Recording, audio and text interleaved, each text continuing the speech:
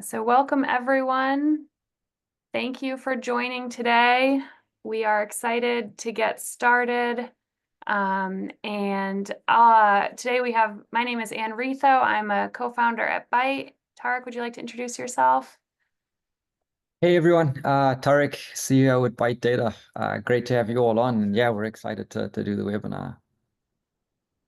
So today we will explore some key updates in export control and restricted party sanctions lists.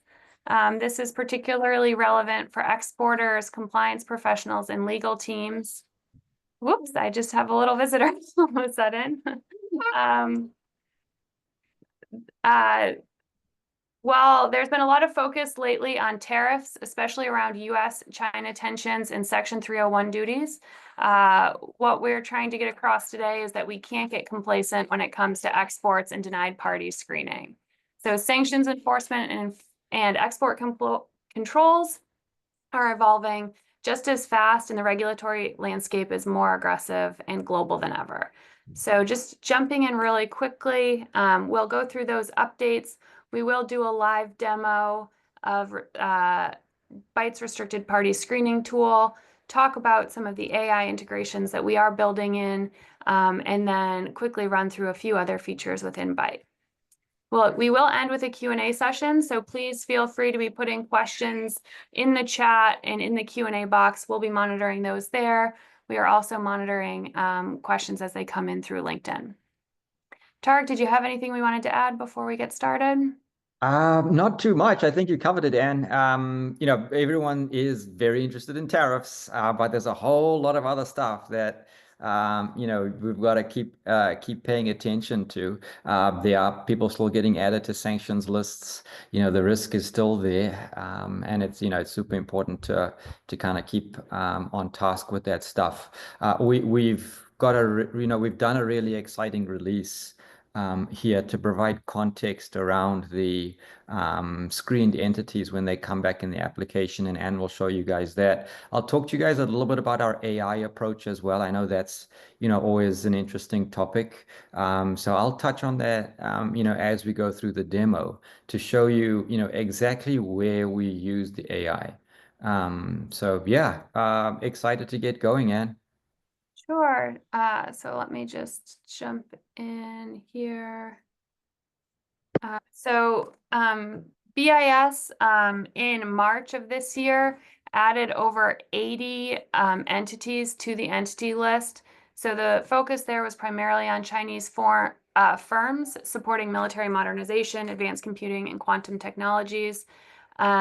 So these additions, along with others, signal how seriously BIS is treating emerging tech as a national security risk.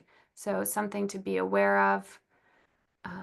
Going to the unverified list. So this also continues to expand. So what this list is, for anyone who's not quite sure, this list flags entities whose business operations or their identities can't be verified by the US. So most recently, a Turkish firm was added in April, and engaging with these entities requires enhanced due diligence and in many cases, special licensing. So here we have just a screenshot that we will get into as we get into the demo, but Byte is able to provide some summary and context around your return so that you can understand the meaning behind when entities are added to these lists. Generally speaking, what we're seeing from BIS is that the listings are coming on faster, they're broader, and they're more complex. For example, companies were added for transacting with listed entities like Huawei, and some entities also just have been updated with additional aliases, which is why, just underscoring why precise screening tools are so essential. So the trend is clear across all the BIS lists in that the listings are accelerating both in pace and breadth. Going more into some of the OFAC changes, these are less around specific designations, but things that we did want to flag One of them being that the record retention requirement has doubled, so it's now 10 years. And this aligns with changes to statutes on limitations on sanctions violations. And the SDN list has also been updated quite a bit this year. And there are still ongoing priorities looking at countering Russian evasion, terrorism financing, and Iranian-linked violations. So just things to keep in mind. Key takeaways from all of this: continue screening, screen more, store your screens for longer, and continue tracking updates. The compliance bar is rising, so record keeping and readiness is important. So with that, I will go into a live demo. I'm just gonna switch over to share the application quickly. Here we go. So logging in to our homepage here. You can immediately start searching here on the home page, but also you can come over to screen. So I'm going to click on screen, and this is the screening page. It looks, familiar, right? A lot of us have used tools like Google before. So you can enter your name of the entity that you're trying to screen here. In this case, mine is Smart Tech. Smart Tech Future Limited. And within Byte, you can set certain list filters. So if I open up these filters, these are, we call them lenses. These are buckets of data sets. So you can explore what's in each of these. And these are really helpful depending on if you are importing, exporting. You can select those and save your filters for future review, and to create consistency search to search. For this purposes of this demo, I'll just choose our US restricted parties, and I'll do EU restricted parties. And you can, as I said, scroll through and see the lists that are included here. And those you can look around and make sure that it's screening against everything that it is, that you need it to be, but on the US restricted parties, it's everything on the CSL and more. So I'm going to click apply here, and that's running my search. My entity resolution is turned on, and I can see my summary here, and I can view my US restricted parties and see those returns, open them up and see all of the hits related to the entity, including the address and a link to BIS. Tarek, did you want to jump in there? Yeah, so I think, and this is a part where we can kind of explain a little bit about the AI. So what's happening here behind the scenes is that once you type in a name, like Anne has at the top there, and you execute a search, we go out and the first level of our searching happens with the data in the database. So we bring back all of the even close entities, some that are misspelled, some that have different spellings. So we run entity resolution and we bring back all the data associated with that person or the names that are similar. We then grab that data. None of your data, none of your search ever goes off to OpenAI or the LLM we're using. But we take the name and we take that set of records and we apply context and rules from the prompt onto the data in our system. So the prompt points to that subset of data. It takes a set of rules. So for example, we'll say, look at the address. If we type in the address, is it close? Look at the country. What are the other entities that have similar names but different countries listed? And then we also, for example, will say, hey, these are much higher risk lists. For example, OFAC, much higher than, for example, a third-party risk list for, entities that maybe are not associated with official government sanction. So the prompt runs through that and then pulls out an actual value for the risk. So that part is part of the AI computation as well. And that will really give you a better idea for not just, hey, I've got 5 returns, but also it's on a high risk list. There's a slight misspelling, but it's close enough and it's from the right country. And you've got to save this and store it as one of your suppliers, buyers, or customers that are high risk. Great. Thanks, Tark. So I'm just going to get out of my lists here, go back to my home page, and just briefly touch on a few other tools within the application. So the first is classify. In this case, I will do an insulated travel mug. And you'll see it'll ask a series of questions. So does the insulated travel mug fall under miscellaneous? We'll say yes, because mine's made of stainless steel. And what's the capacity? So in this case, we'll say 1 liter. And we get a final HTS and a product description. And what I didn't show in the last one, but I will go back and show again, is how to save this as a ticket. So in this case, I can save this HS code and description as a ticket. This is my travel mug, and save. And that will save in my monitoring tool. Let me just, sorry, I just realized I was in, oh yeah, perfect. Just want to make sure I was in the right account. So if I go to my monitoring here, then I have that travel mug saved, and I have proof of kind of the steps that I took and the clarifying questions around how I reached that HS code. So going back to monitor, you can also save directly from the screening module. So as we saw before, if I go to screen, Smart Tech, Future Limited,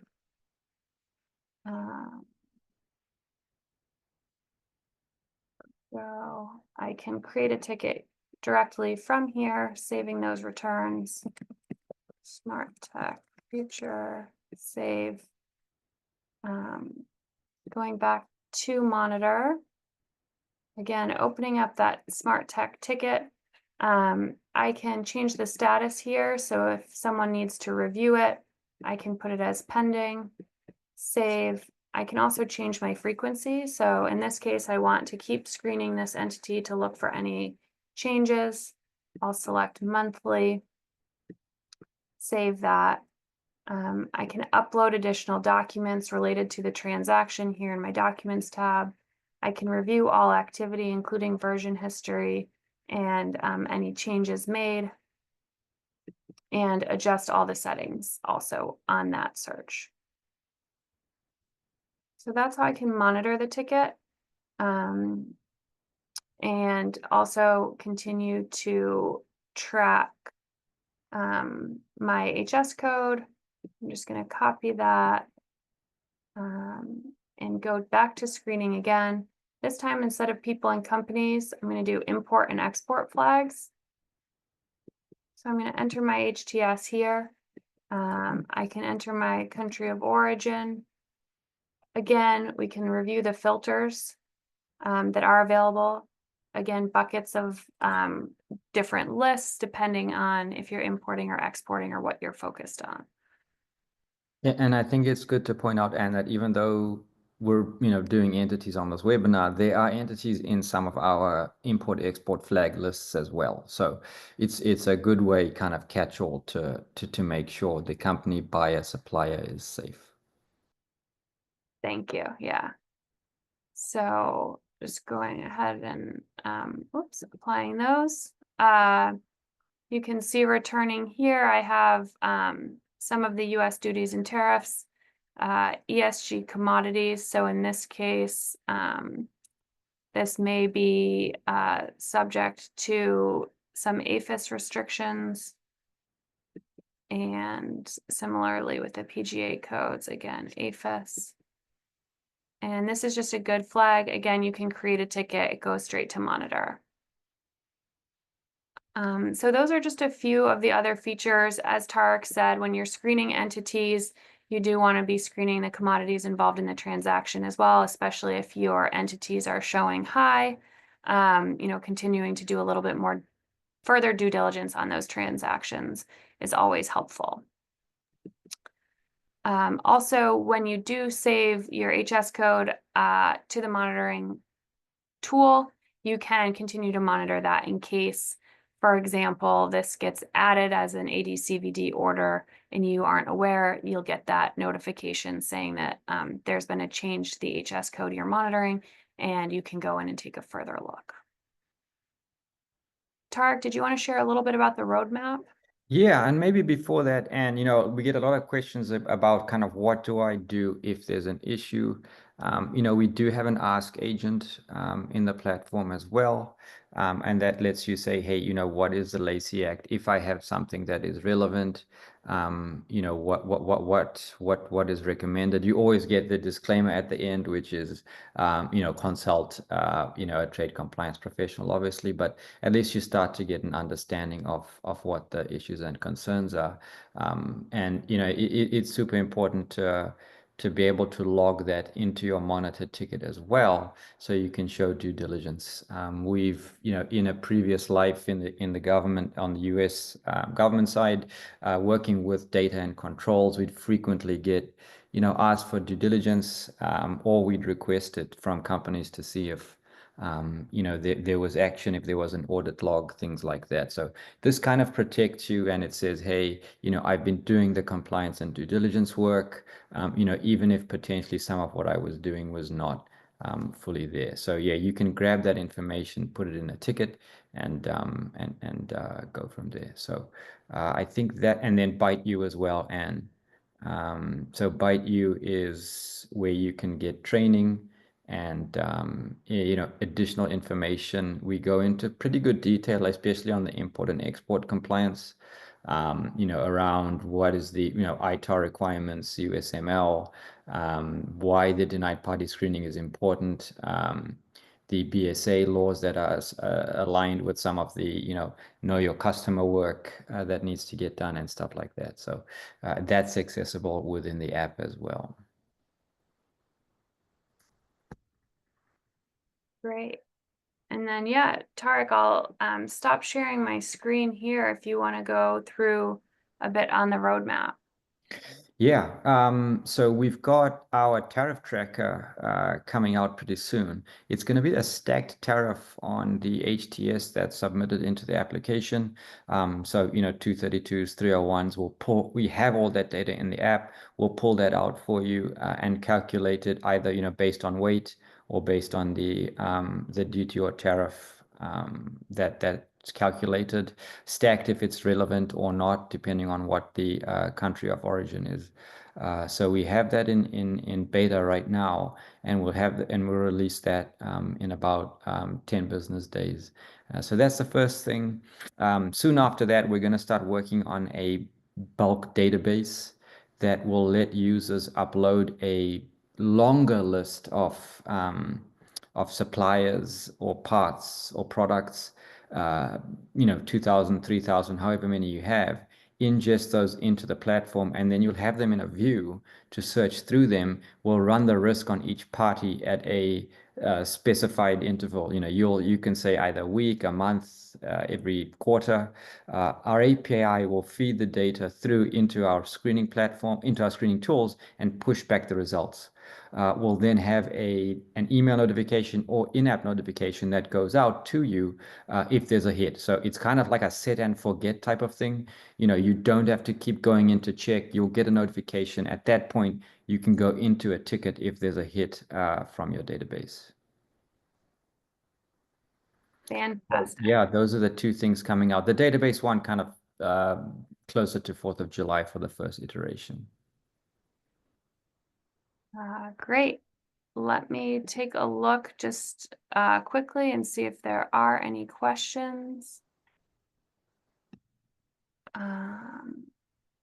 Looks like one question, just clarifying on the AI piece. So Tarek, you spoke a little bit to that none of the data goes out to OpenAI. Is the evaluation searching the internet or is it searching the data? It's searching the byte data. So the prompt is working against the data that we present, in our return. So we do an initial search and return. We then have the agent look at the return only within our database. Great. I'm not seeing any other questions coming in. Let me just double check on LinkedIn also. We're live in 2 places, so bear with me. All right, no questions over there either. So I think with that, we can, did you want to add something, Tarek? Yeah, I was going to say, and just real quick, while we have time, it might be good to just show the forced labor data as well. Sure. I know we didn't touch on that, but we consider that to be, high risk entities too. And we just kind of want to point out there's maybe go through the lens a bit, US restricted parties, EU restricted as well, and then the forced labor data sets that we have. Sure.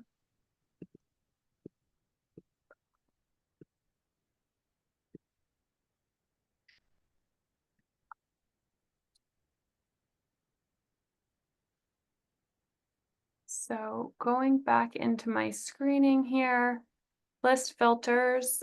So these are entity filters. Taking a look here, ADCVD. So this will be the actual entities that are associated with ADCVD investigations or different rates depending on who it's coming from. Also on the kind of interesting piece here, consumer protection. So these are products that have been subject to recall or violations. Then again, more on the import side, we have, let's see, US restricted parties as said, but then yeah, the forced labor list. So if we take a closer look here, what we've done here is include withhold release orders, also and of course, entity list from UFLPA. And then what we've done is sourced a number of open source reports. Different research entities have put out lists of entities associated with forced labor. Some are in specific industries such as automotive or construction. And we have pulled these all into one so that you can search against them within the application. So again, not everyone knows that tomatoes may be a priority for UFLPA, but there are this spans multiple industries. You've got agriculture, automotive, electronics, flooring, PVC. So there are quite a few. And then companies operating in XUAR. So this is a list of entities. It's about 50,000 entities that are registered in XUAR. So they're not all necessarily involved in importing and exporting, but good to just screen all parties that you work with against a list like that. On the export side, lenses that are important to be paying attention to, EU restricted parties, obviously US restricted parties, worldwide restricted parties. Also included in worldwide are a lot of specific countries, but the UK, Austria, Netherlands. So a lot of these that they may maintain their own lists outside of the EU consolidated list. And then again, more worldwide lists as well. One that I know a lot of people are particularly interested in is Japan's. So we do have Japan's consolidated list and the METI list. Thanks, Anne. And yeah, always happy to jump on a quick call. If anyone wants to talk about the data we have, maybe Anne quickly show the website how to log in for the free trial, and our pricing. Just so you know, you don't have to buy. Just so you know. Uh, Yep. So on our website, you can bitedata.io, start your 14-day free trial right here. If you wanted to get on a call before that, feel free to reach out to us. And then we do have quite a few resources here as well. So we have a blog, Bite You, our podcast. We bring on experts in the industry. We recently put one out on how to set up a trade compliance program. So that is helpful for a lot of people, and coming soon, one on trade compliance in the pharmaceutical industry. And then heading over to pricing, we have our pricing here.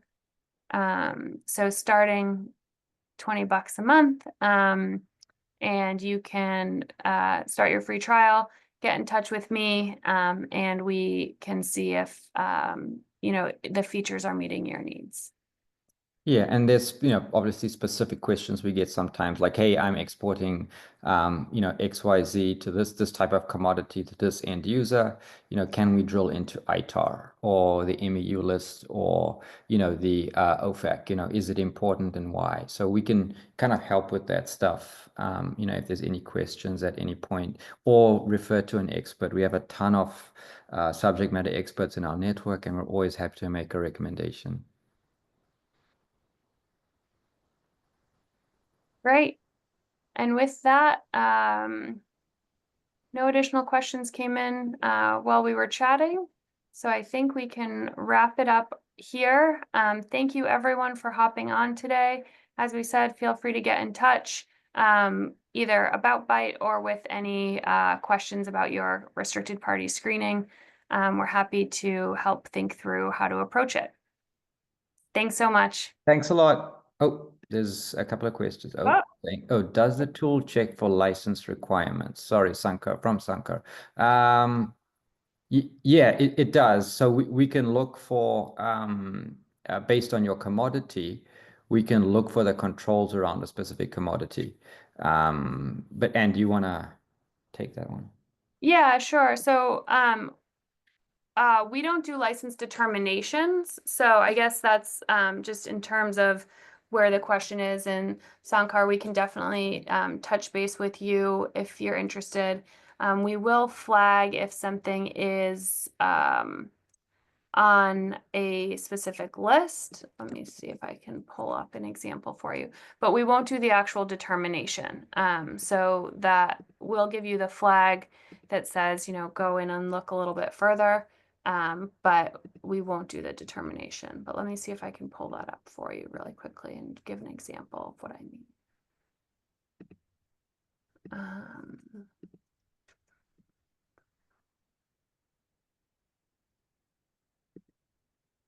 Whoa, sorry. Little reset there.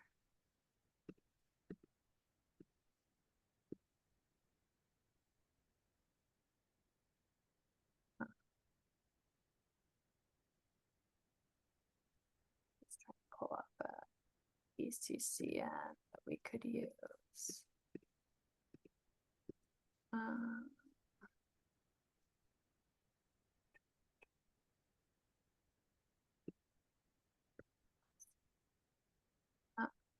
Oops, I'm not sharing. Sorry. Tarek, that's usually Sorry. that's usually what you do. All right, so let's go into screen, import and export flags here. So this is where you can look. Again, you can look at the different lists here. So if we look at controlled or licensable commodities, a few different lists that it will search against. So you'll get flags for MTCR, dual use, different Australia group, critical and emerging technologies, ITAR. So one thing that you can do when you are in here, I think right now it's going to tell me to enter a code. So let me put in, I'm just gonna, down here we have a data catalog. So you can actually go in and view the data a little bit differently here. So United States.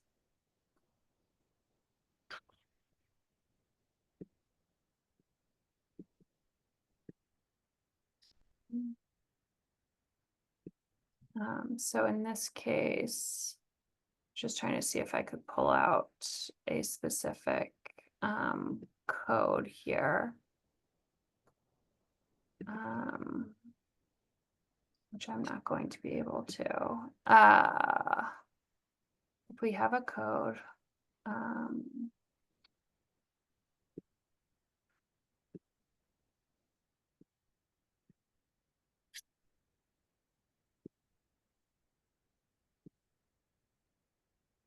sometimes when they have like the ECCN, that I can search on that. All right.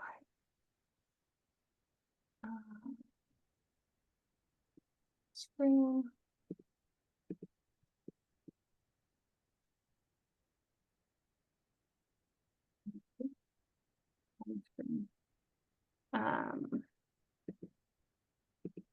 Controlled or licensable. There we go.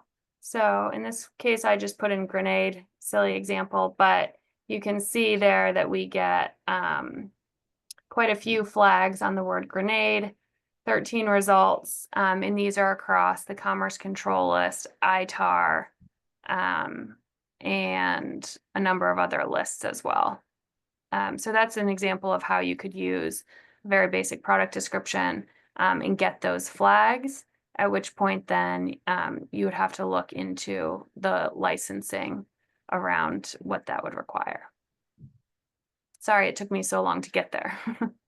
And there's another question around forced labor compliance. Yes, you can check both commodities and entities that are officially listed in the US for forced labor nexus. Yeah, so we'll do PVC, and I'm going to move away from controlled and licensable and instead select forced labor commodities.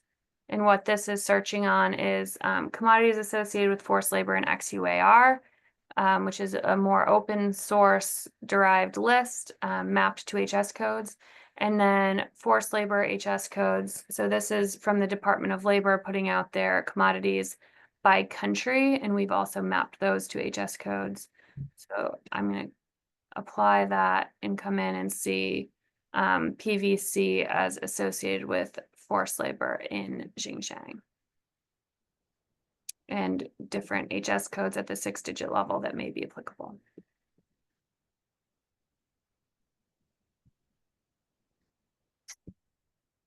All right. Any additional questions that have come in? Okay. You are welcome. All right, and I think that wraps it up. If anyone has any additional questions, as I said, please feel free to get in touch. Our website is bytedata.io, and we're happy to continue working together. We'll see you next month for another webinar, and we are launching new podcast episodes about every 2 weeks, so feel free to subscribe there as well. Thank you. Thank Thanks, you. everyone. Bye.